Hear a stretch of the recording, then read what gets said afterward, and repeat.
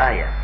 Ya Muhammad, katakanlah kepada manusia, siapa-siapa mau supaya Allah sayang kepada mereka, maka hendaklah mereka ikuti apa yang engkau telah bawa kepada mereka.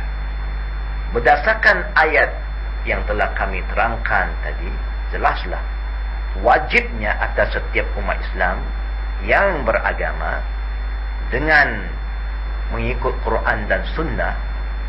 Artinya orang Islam wajib ikut Quran dan Sunnah dalam ibadahnya, kerana telah diperintah oleh Allah dan Nabi-Nya Muhammad sallallahu alaihi wasallam. Kita kembali kepada tajuk yang kita ingin fokuskan pada kali ini, iaitu tajuk solat. Kenapa kita solat? Telah saya jelaskan dari awal tadi, kerana ada perintah dari Allah, aqimus solat. Bagaimana pula kita nak laksanakan solat itu? Datang pula perintah dari Nabi Muhammad sallallahu alaihi wasallam. Hadis daripada Bukhari, Muslim dan Tirmizi, ada juga Bukhari, Muslim dan Imam Ahmad, mengatakan bahawa Rasulullah telah bersabda, "Sallu kama ra'aitumuni usalli." Artinya, hendaklah kamu semua umat Islam, kerana perintah itu adalah jamak, sallu, berarti diperintah oleh Nabi, semua orang yang nak solat mestilah solat sebagaimana kita lihat Nabi Muhammad sallallahu alaihi wa alihi wasallam telah mendirikan solat. Saudara muslimin dan muslimat, kita memang sedar, kita terima hakikat bahawa kita tidak dapat lihat Nabi Muhammad sallallahu alaihi wasallam dengan mata kita secara pribadi, tetapi kita dapat lihat dengan ilmu pengetahuan.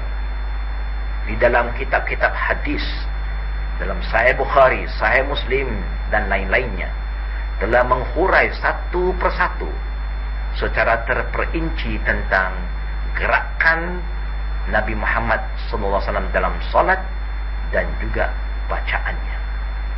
Maka oleh yang demikian, adalah wajib atas kita yang ingin mendirikan salat mengikut segala gerak-geri yang telah ditunjuk oleh Nabi dan bacaan-bacaannya.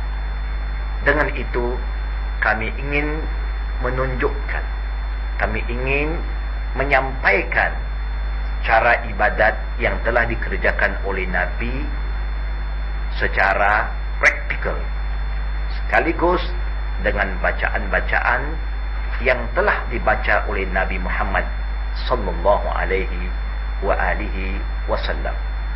Dan cara yang kami akan tunjukkan kepada semua muslimin dan muslimat bukan cara yang direka oleh sesiapa, tetapi datang daripada Nabi kita Muhammad sallallahu alaihi wa alihi wasallam.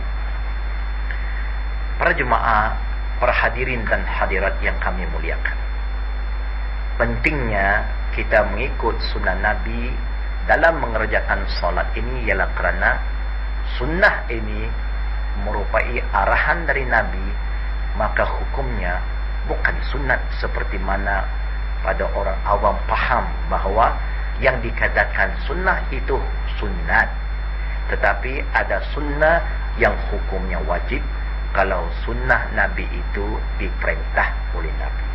Dan di antara satu sunnah yang diperintah oleh Nabi adalah solatnya.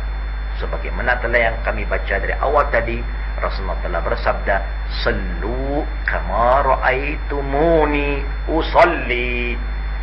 Dirikanlah salat kamu semua sebagaimana kamu telah lihat saya kerjakan salat tersebut. Para saudara muslimin dan muslimat, untuk memulakan salat kita, jangan kita lupa beri perhatian kepada sabda Nabi kita Muhammad sallallahu alaihi wa alihi wasallam, yaitu Rasulullah telah bersabda, "Miftahus salati tuhur." Miftahus salat at-tuhur. Wa tahrimuha takbir wa tahliluha taslim. Hadis ini adalah hadis riwayat Abu Daud Tirmizi, dan Hakim, dan disahkan oleh Hakim dan disetujui oleh Az-Zahabi. Maksud hadis ini adalah seperti berikut. Kunci solat adalah kesucian. Artinya tanpa kesucian, hadas kecil atau hadas besar, maka solat itu tidak sah. Dan solat ini bermula dengan takbiratul ihram dan diakhiri dengan taslim.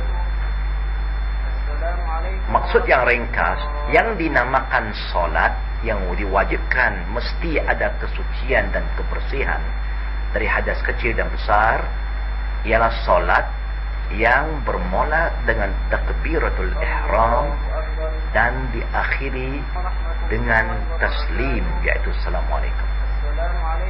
Apa-apa ibadat yang tidak bermula dengan takbiratul ihram dan disudahi dengan taslim, yaitu assalamualaikum, tidak diwajibkan adanya wudu.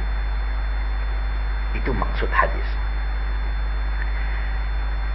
Nah, sama-samalah kita periksa lagi perkara yang sangat penting sebelum kita mulakan salat ini. Pertama sekali, niat kita.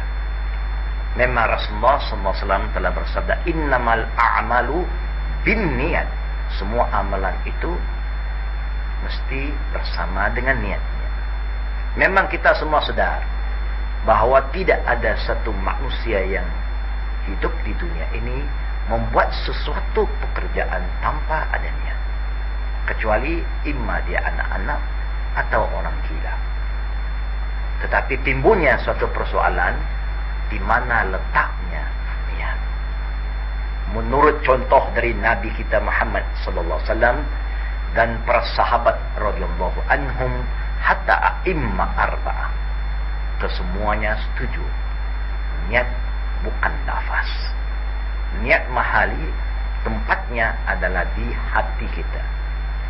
Dalam bahasa yang lebih mudah, niat itu adalah suatu ingatan. La sautan, la wala harfan.